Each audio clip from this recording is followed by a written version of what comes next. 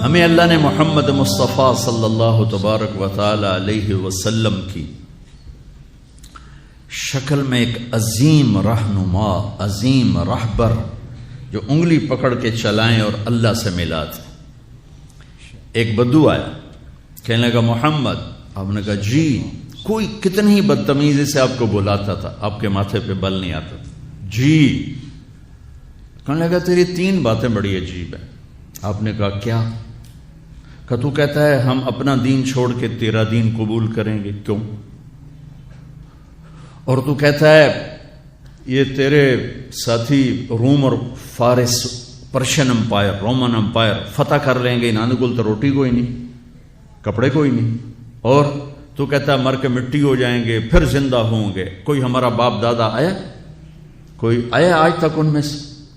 تو آپ نے بہت مسکرا کے فرمایا لعل الحیات تطول بک، مجھے لگتا ہے تیری زندگی لمبی ہوگی اور تو دیکھے گا سارا عرب میرا کلمہ پڑھے گا، اور تو یوں بھی دیکھے گا کہ پرشین رومن امپائر ٹوٹ کے میرے شہر میں آئے گی، اور باقی رہ گئی تیسری بات مر کے اٹھنے کی، تو میں تیرا ایسے ہاتھ پکڑوں گا اور تجھے یاد دلاؤں گا تیسری ہو گئی کہ نہیں ہو گئی۔ وہ کہنے لگا میں نہیں مانتا، تو وہ واپس چلا گیا۔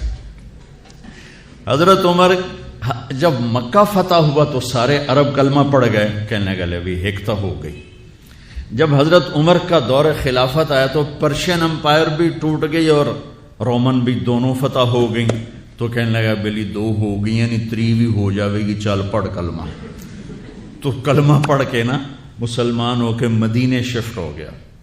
عمر رضی اللہ تعالیٰ عنہ اس کو بہت پروٹوکول دیتے تھے، جب وہ آتا اس کے لیے کھڑے ہو جاتے تھے، مسجد میں کبھی آمنا سامنا ہو جاتا تھا تو لوگ حیران ہوتے تھے بھی اے ماڑا جا بندہ ہے تو اس کے لیے اتنا پروٹوکول کیوں ہے؟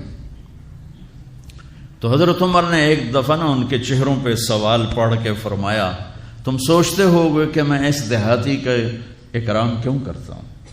کہ میں اس محفل میں تھا جس میں یہ آیا تھا اور اس نے یہ بات کی تھی، تو اس وقت میرے نبی نے اسے فرمایا تھا کہ قیامت کے دن تیرا ہاتھ پکڑ کے تجھے یاد دلاؤں گا کہ تیسری بات ہوئی کہ نہیں ہوئی، اور قیامت کے دن جس کا ہاتھ میرے نبی نے پکڑا جنت میں پہنچانے سے پہلے نہیں چھوڑیں گے۔ لہذا پکا جنتی آدمی، میں اس لیے اس کو عزت دیتا ہوں، پروٹوکول دیتا ہوں۔ میرے عزیزو، اپنے ہاتھ چھڑا کر نبی کے ہاتھوں میں دے دو۔